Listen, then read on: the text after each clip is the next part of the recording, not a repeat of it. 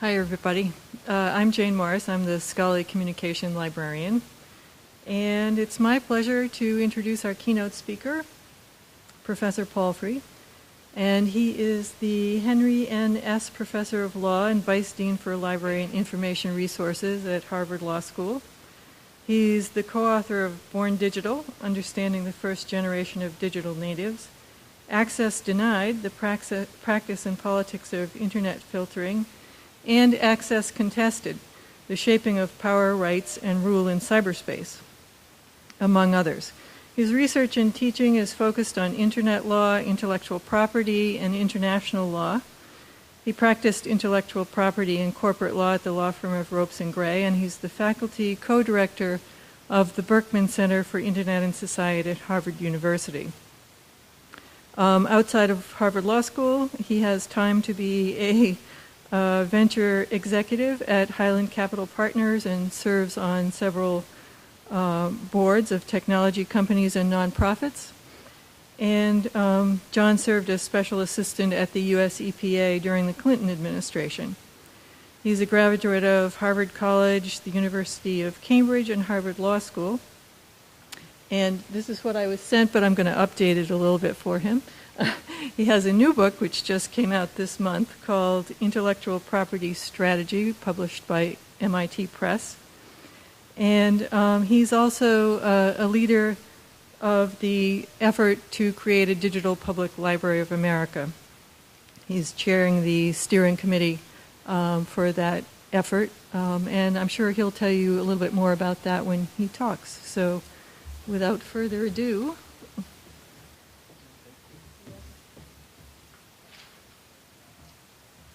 Good afternoon, everyone. Thank you. Thank you. Is it okay if I put this on? Thank you to Dean Quigley and to the University Librarian, Tom. This is a great honor to be here as part of your Open Access Week. And Jane, this is an amazing event. And the website, I've had such fun looking at it. You have created a whole lot of resources and make it seem as though BC is on top of absolutely everything that's happening in this space, which I know happens to be true. I wonder if we might give a round of applause to Jane for this great organization.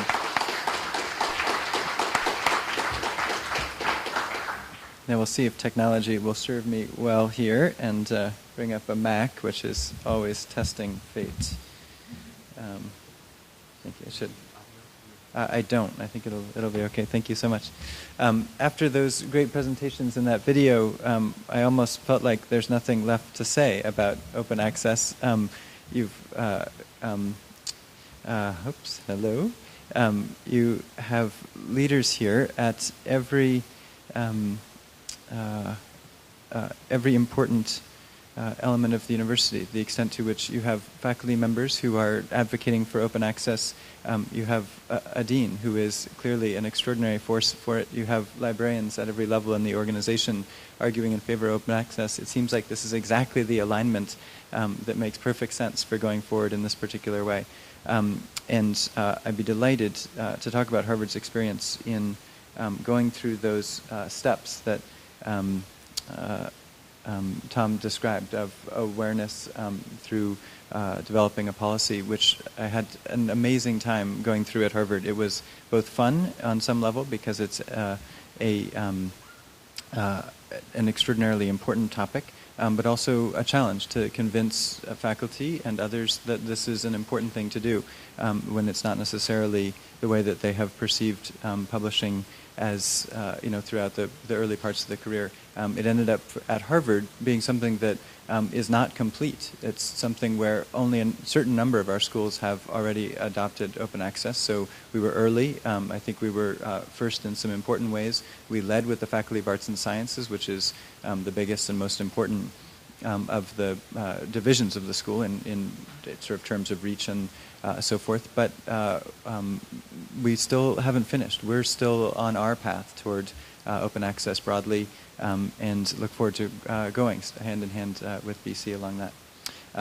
So I wanted to talk about open access, but in the context of a couple of other trends, to set open access as the core of the argument, but to weave in a few other things which I think are important.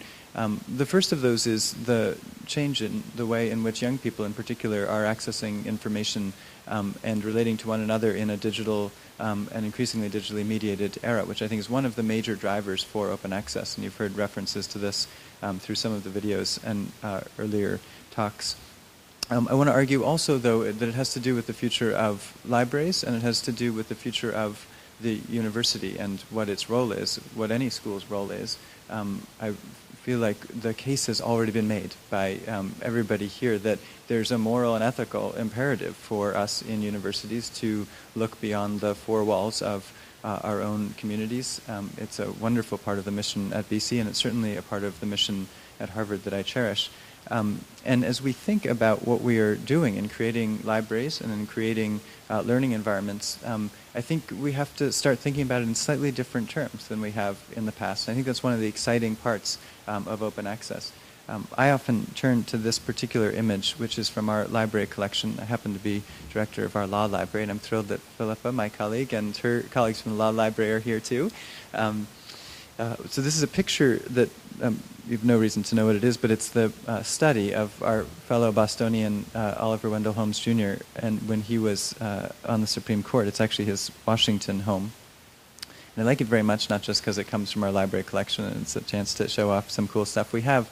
I like it because it's an appealing image to me of a place to study. It's an appealing image of an environment where one might think about big thoughts and write some new ones down, contribute to the world of knowledge.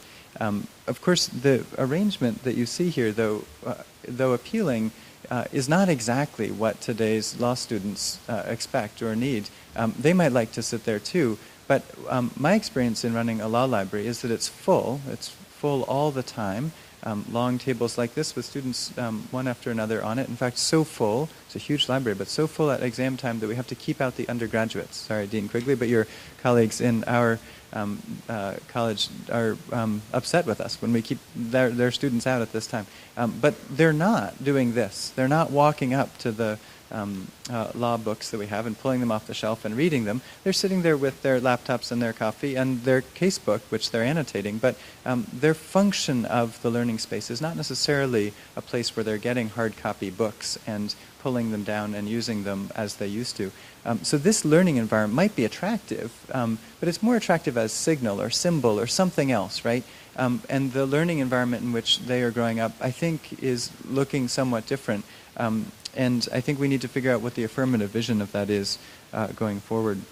The way I've thought about it from the perspective of the kids is that, in a sense, both the media, the things that they're working with, and also the kids themselves are in a way born digital, or born at least into a digital era. They're living highly connected lives where they are constantly using and interacting with media and with one another in ways that are actually distinctive. Now, this happens to be true only of elite kids around the world. There are digital divides, and we could talk about the problems there, but I think we do have to recognize that the learning environment, the way in which they are learning and relating to one another, is different to the extent that they're in this sort of high SES cohort, which turns out, at least by the time our students graduate, is our students. And I think we have to figure out, how do we meet them part way? How do we address the excesses, some bad things that they do? They search very badly within high-end things like legal databases because they think it's a Google search and that doesn't work so well. So there are things that they need to do that we can teach them. On the other hand, there also are wonderful, creative, innovative, entrepreneurial things that they do in these environments. And I think part of the imperative of being teachers is figuring out what are the good parts of this that we want to keep and what are the things that we want to change. And of course, all of this is against the backdrop of at least financial challenge. I think the economist, and I forget his name, he's probably sitting here, and I'm sorry if you are. It's the economist who's on the video here. He made the argument that it's not sustainable to have the rising journal prices every year, and for us just to keep buying what we have bought always in our libraries and to do it independent of one another. It's just not plausible when some of the vendors come to you and say, we would like to give you just what we gave you last year, but it will be 44% more for the same stuff. Thank you very much. You know, this is unthinkable, right, that we would be raising every year that much from our deans and our schools. So there is a situation in which, much as we want to support our libraries and continue to do so, I don't think any of us are experiencing majorly rising budgets, right? At best, we are making, cost of living increases for our unbelievably great and hardworking librarians who work there. We're not increasing budgets enormously. So we have to figure out, I think, how do we do more? We're meeting these multiple needs of kids and faculty and others with at least the same, if not less, in terms of money. And I actually think open access is one of those approaches. It's not the solution to the money problem, but it's part of it. And at the same time, I think we need to be doing a redesign project. So against the backdrop of the changing social norms and against the backdrop of steady at best in terms of budgets and rising costs, I think we need to rethink the spaces, both virtual and physical, that we're creating for this learning environment. This is the side elevation of the building I work in, Langdale Hall. And I like this very much as an image because it occurs to me when this building was built, and O'Neill was built, in our case it was about 100 years ago for Langdale, and then it was renovated maybe 15 years ago. I imagine a process, I don't know the process, something like this, but I imagine that faculty and librarians and students sat down with an architect, said, here's what we want. This is the learning environment we want. So the middle part is we're going to have stacks for books, and we're going to have reading spaces for people to sit in a reference room, and on either end big classrooms and hear how they work. And an architect kind of wrote that down, right, drew one of these, and then you built the big building or redesigned it.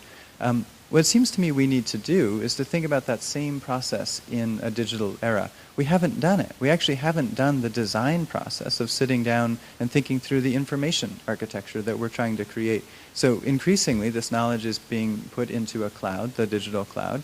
Increasingly, our kids and others are accessing information in this digital environment, and yet we haven't done the design work to rethink the physical and the virtual spaces and how they connect to one another, the learning environments that are, in fact, hybrids between these two. And again, I think open access is part of that process.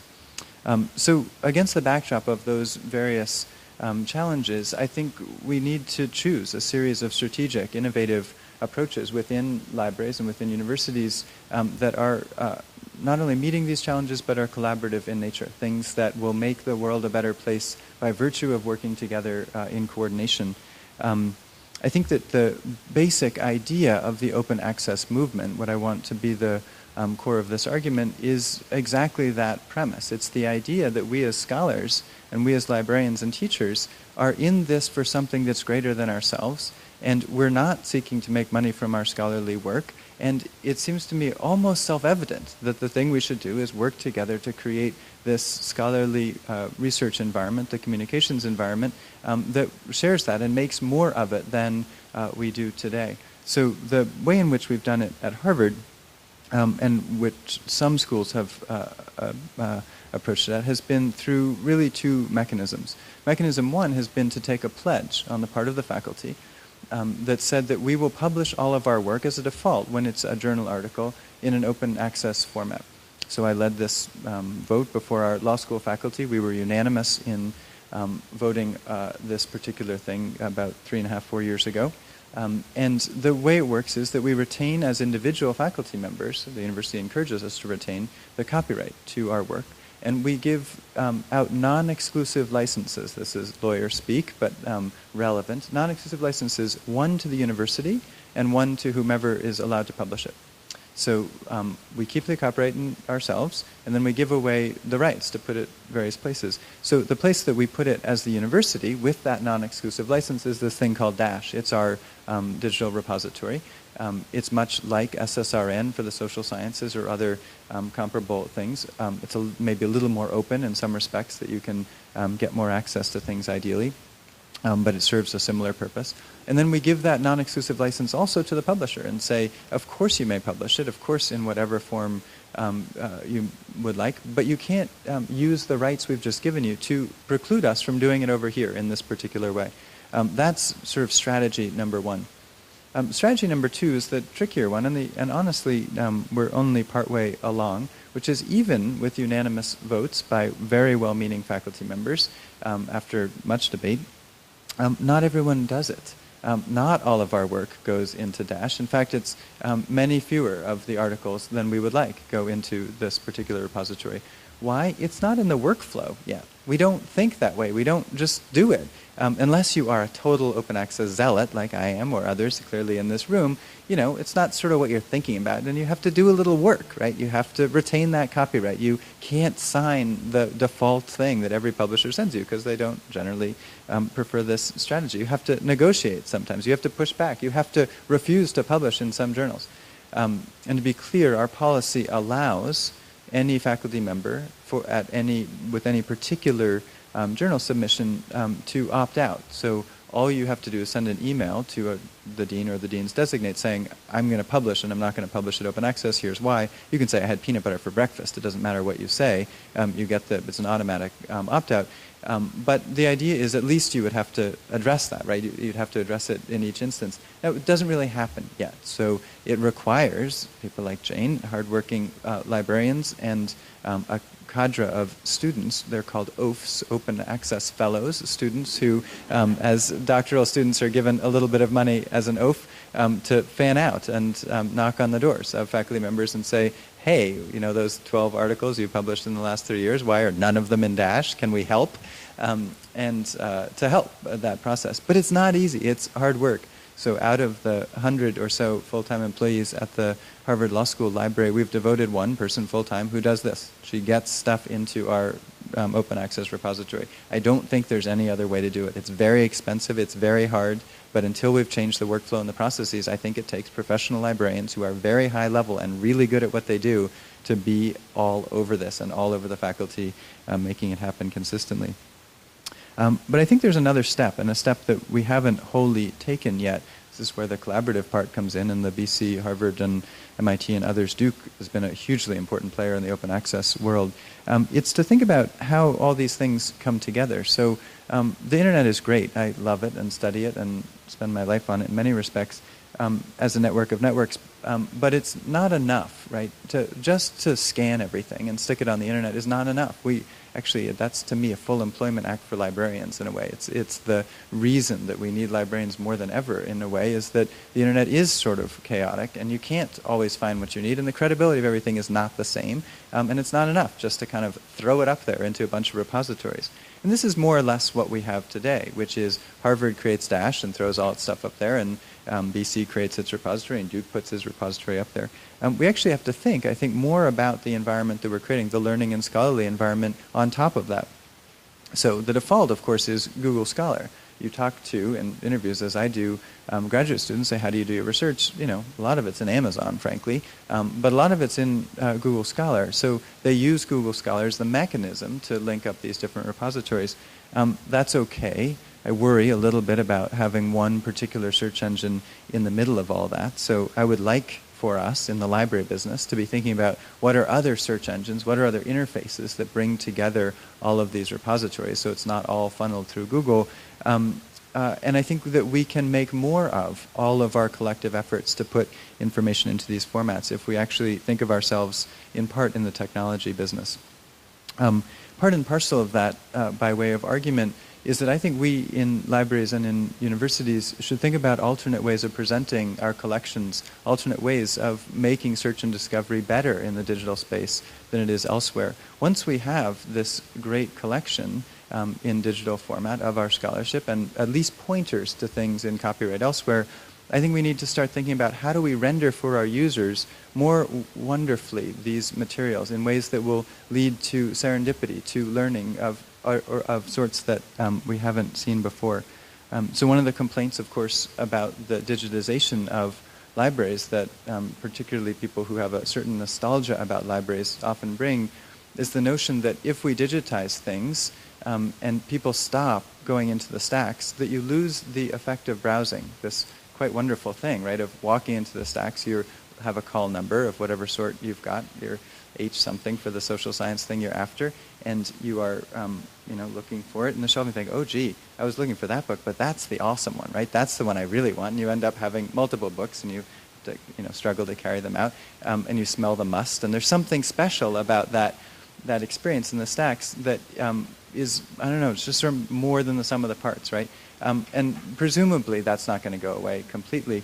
But I also think that we can do versions of that in digital space, actually multiple versions of that in digital space, and particularly with scholarship as well as other scholarly works. So one project we're working on, a guy named David Weinberger is a friend of Tom's, is the leader of an innovation lab we have. And we're trying to imagine, what do virtual stacks look like? This is called Stack View. And the idea here is we've taken all the Harvard collection and we said, how might we arrange a whole series of digital versions of our collection into stacks that people can create according to various different schemes that individuals have? So this particular one is called a circulation heat map.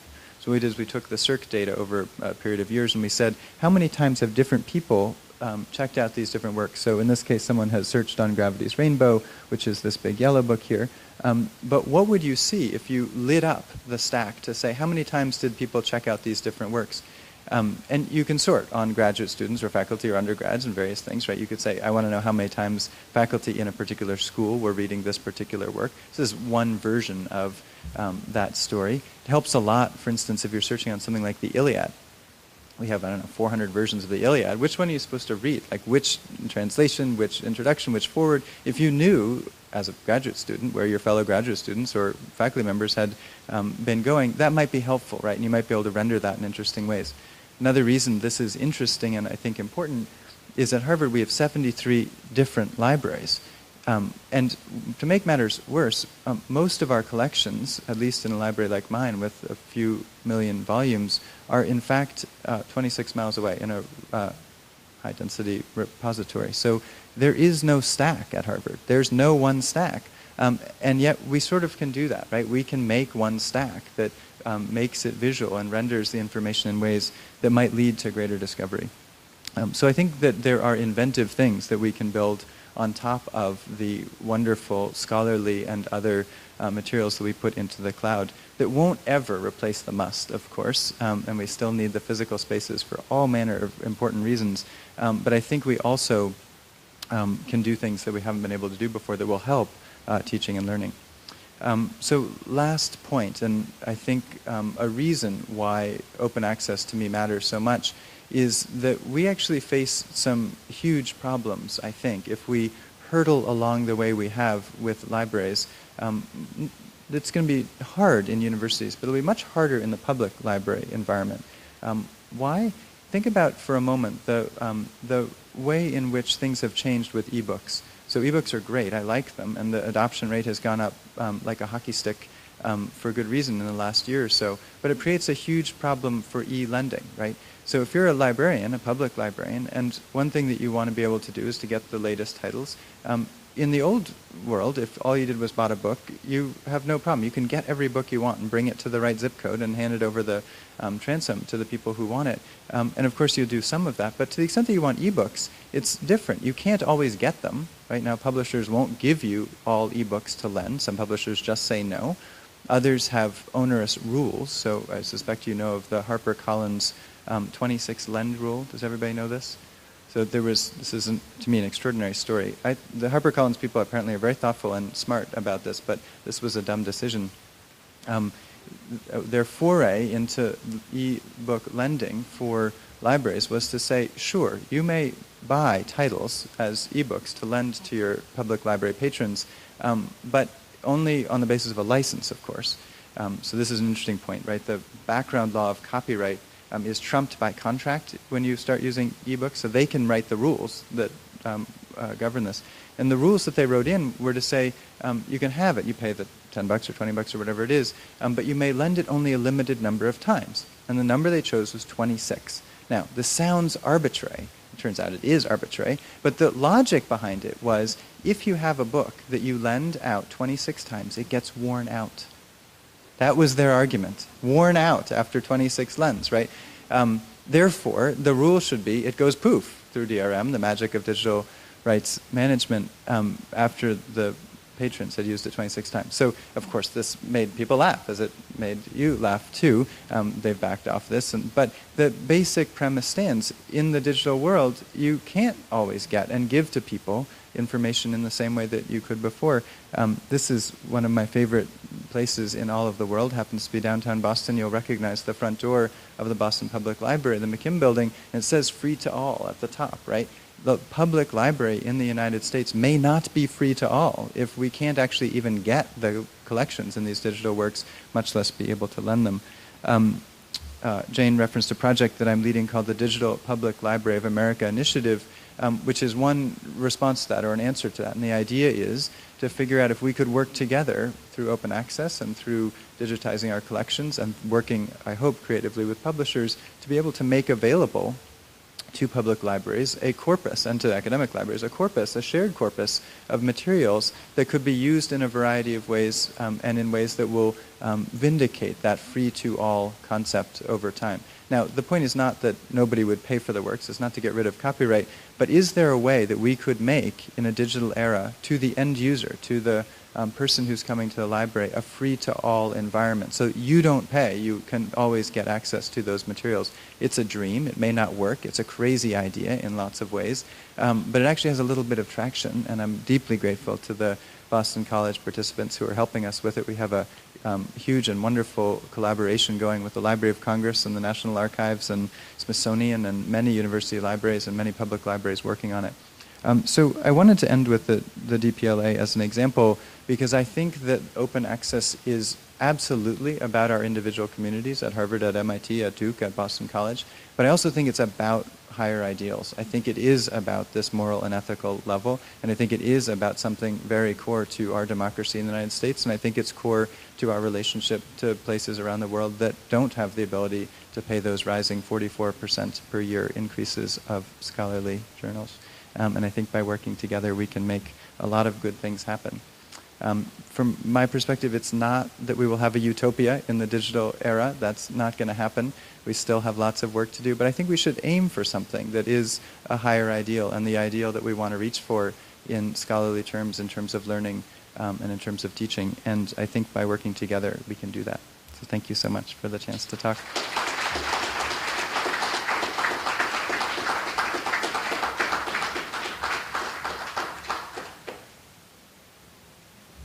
That'd be great. I fear I spoke too long, but I'd love to.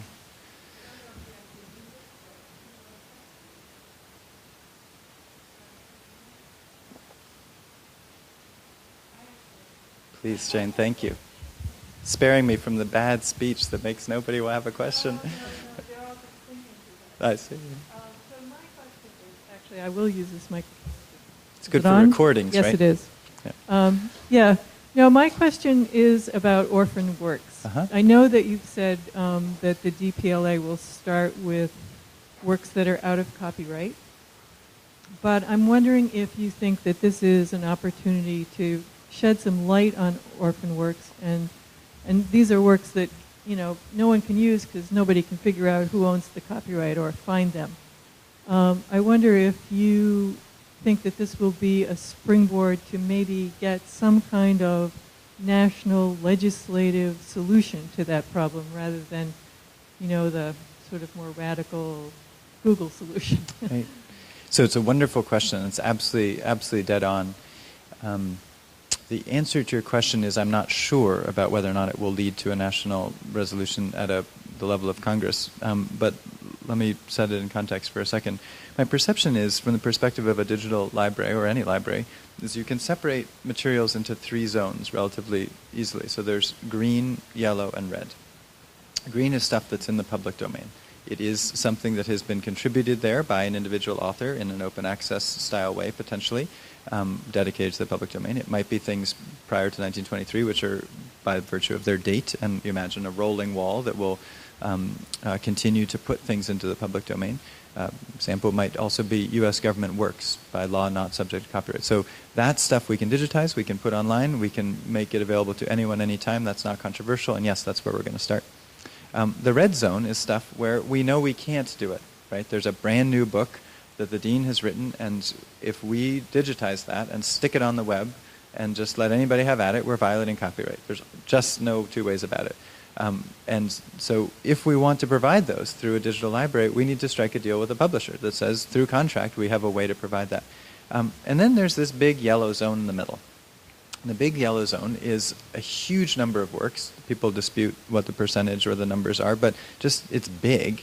And it is in this zone of orphan works. There are materials which one might think in the default, if you don't know who the copyright holder is, and nobody is clamoring to get little bits and pieces of royalties, which are absolutely, very, very small dollars, why not have those materials in the public domain? Why not treat, when in doubt, something where you don't have the copyright holder as in the public domain, instead of treating it as in copyright and locked up? That's the debate right there. And one of the reasons that the Google Books settlement is on the rocks, and one of the reasons that the Department of Justice came after the settlement, the reason that Judge Chin rejected it, is that Google, in its big deal with the publishers and authors, basically said, if there are orphan works that are in this digital library and people pay for it, we will get a certain amount of that money back, right? So the treatment of orphan works in this thing, was absolutely the core of the controversy. So how does it relate to these projects? It relates to it in the sense that we should have a national conversation about why we have such a silly rule, right? Why is this the rule that we have, which says, when in doubt, you lock it up, as opposed to, when in doubt, you make it available, and if somebody claims it, then you put it into copyright. I actually think that by doing it that way, more people will claim copyright in their works. They will come forward and say, I have value in this, right, or otherwise. And in the meantime, people have access to knowledge, which strikes me as a public good, right? The reason that I'm fearful on the congressional front is I don't have a whole lot of faith in the United States Congress at the moment. And that may be cynical, but it happens to be true, at least in my own view. And if we were to toss in this Congress this issue into the mix, first of all, the chance of it rising above the din of other matters strikes me as low. And second of all, one wonders what might come out the other side, right? Would it, in fact, be better? I'm not positive. So I puzzle over this yellow zone and how to do it. I think at a minimum, it could be a consciousness-raising exercise.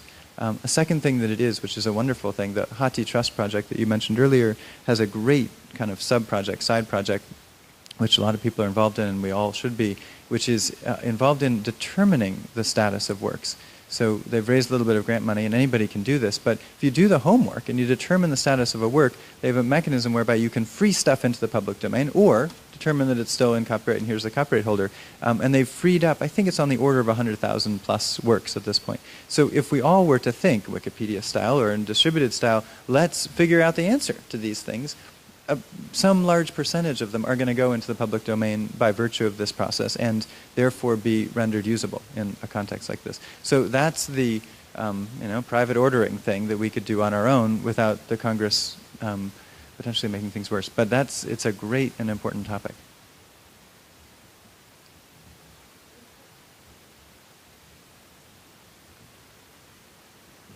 Yes, I just wondered what you see as the role of Creative Commons licensing in facilitating open access, and if it does potentially play an important role, how aware are people of this? Is it general knowledge at this point, or is it just catching on? Where are we with that? It's a lovely question. So Creative Commons started at the Berkman Center where I work. I was a student when it was conceived there and then spun out as a project. And the original conception of Creative Commons was to create, it was exactly along these lines actually, it was to create the legal mechanism to give away some of the rights that you have. And also the original idea involved creating a commons of the materials themselves for a variety of reasons. I think the funders were a little bit risk-averse about doing this, didn't end up creating the commons of the materials, but did create these licenses. And it's been wildly successful. There are many hundreds of millions, last time I checked, of licensed materials under CC. So as a global matter, there may be 1 billion at this point, although I could check that. Somebody may be able to check it in the audience online right now. Huge adoption among a subset of people who are aware of it and do it. My own parents, both academics, still don't know much about Creative Commons, and every time I try to tell them about it, it's a confusing conversation. So it's hard when you're not actually in it, to kind of get why it matters. So how does it relate to open access? It's absolutely part and parcel of the same thing, because I think the concept as initially introduced of open access that allows scholars to retain attribution, right? That's a perfect example of what CC makes possible. It's a very similar concept. So Creative Commons is not always a public domain dedication, which is one thing you roughly can do, but it allows you to do some rights reserved. And the attribution right is one that is a very popular license. It's the CC BY license.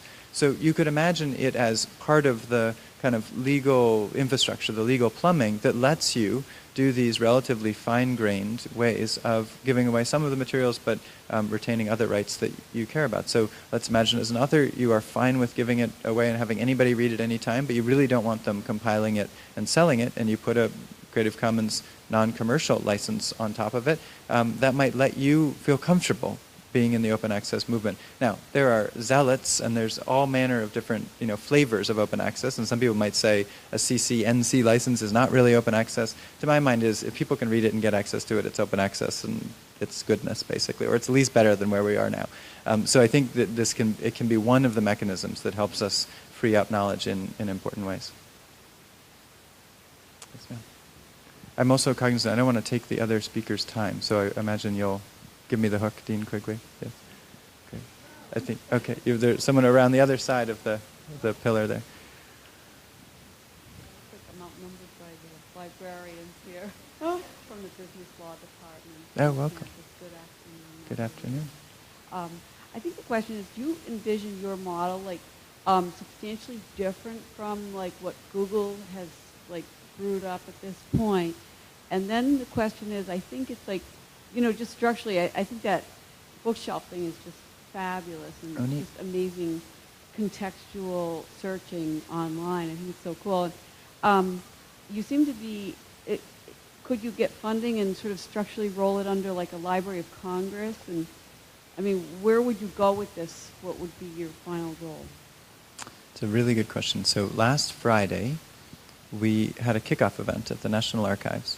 And we announced that we'd raised $5 million from the Sloan and Arcadia Foundations to build out the Digital Public Library of America and to take technologies like this one and to put it as a front end on this public library.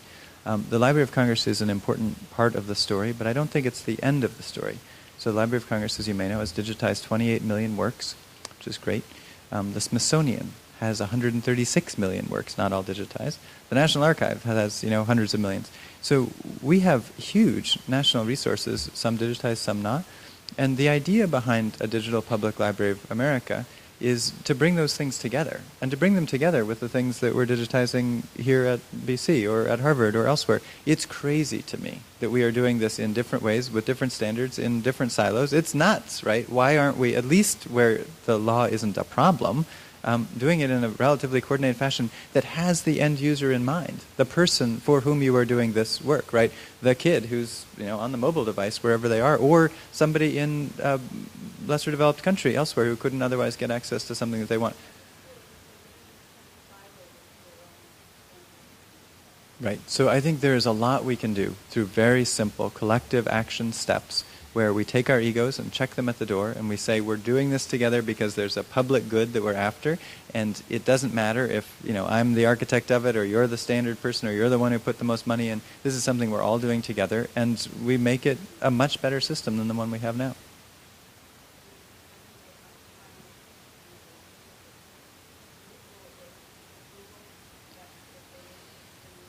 Will it look like Google? What a great question. They do. So it won't look like Google in some respects. The reason that I'm not a huge fan of the proposed Google settlement, I would say I'm a skeptic at best, is that it makes me queasy that a single company has the amount of power that they would have in that instance. And the deal that they struck with the authors and publishers, to me, is not a great one in the public interest for a variety of reasons. And I don't see in that arrangement people who do look out for the public good, at least in a non-immediately profit-maximizing way. So I like the people at Google a lot. I think they're great. But I want to see the librarians in that picture. I want to see people who have as their goal access to knowledge, not higher profits. Somewhere in that picture, it needs to be hacked. So the system, I think, should be driven in a different way with a different mechanism. That's one way in which it would not be different. I absolutely love Google's presentation of materials, however. They've released, also last week, a really beautiful virtual bookshelf. I don't know if you've seen it, but they've released some unbelievably cool interfaces. They are so good at what they do. And so could it look like Google in some of the ways of wonder, right, that enhances learning? Please, yes, it'd be great. And we would love to have Google in and helping us in those ways and others. The other is that Google has scanned a few million works that are in the public domain, including many hundreds of thousands of Harvard's own. It seems to me crazy that we would rescan those books, right? Please, we should not. That would, like, total dead weight loss for the economy. We should have, those are public domain works. There seems to be no reason why those aren't in a public library system as well as in their system, especially since they came from our libraries after all. So I feel like I should stand down from the podium here, but great.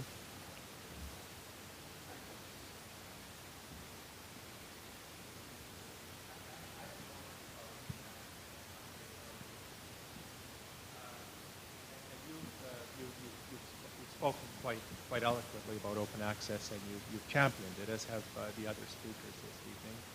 But are there any substantive disagreements people have with the concept of open access? Not the practical matters of working it out, but you've spoken about the pros of open access. Are there any cons? I mean, of course not. No, great question, and it's a very serious one. So yes, there are. I happen to think they're all trumped by the merits, but there are demerits to this. The most substantial one, in my view, is the potential effect on some publishers that one would have reason to worry about. Scholarly societies is an immediate example. So one reason why certain faculty have a hard time signing up for open access is that they participate in a scholarly society that makes a fair amount of money through two mechanisms, one, conferences, and two, in publications. And in the near term, the open access publishing model might reduce the amount of money that they get, at least from one of those two mechanisms, which is to say publishing. And one might say, with good reason, that scholarly societies serve the public good in a variety of ways. So I take that seriously. I don't think that over time that's a good argument, because I happen to think that if the purpose of the scholarly society is to make knowledge available, it shouldn't be to restrict the access to it by virtue of charging money. If we can find another way to pay for the cost of the publication per se, then we should. So one thing that Harvard has done is we have a fund. A number of different open access schools have done this, a fund that says, okay, if there's a genuine cost to the open access publishing that has to be put forward, we will give you the money as a scholar to do that. So this has been mentioned a few times, that scholars sometimes pay a fee, a few $1,000s, to get their material published in an open access journal. That may or may not be the model of the future. Maybe grants are not the right way to go. There are good economic arguments that say there's a transition here and we have to figure it out. So I think the real substantive argument there is there are intermediaries that stand between creators of information and, on the other side, those who are accessing it, who have some effect on the quality of it, on the editing of it, on the creation of it, and so forth. And some of those will be disintermediated through this process. And we have to ask, is there a need to re-intermediate? Is there a need to put some money in the system somehow? So that at the end, the outcome is not less good knowledge or not less good information, ultimately.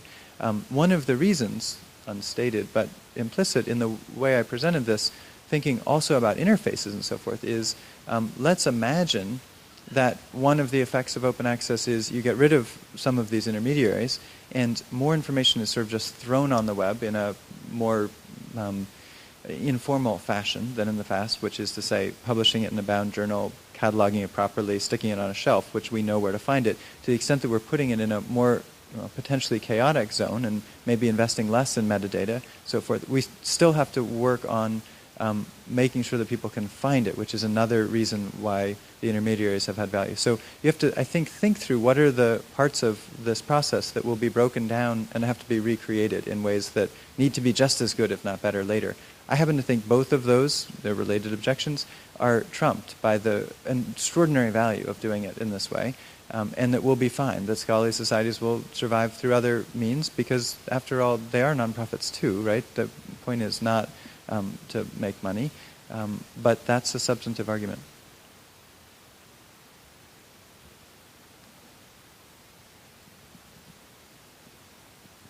Great. Thank you so much.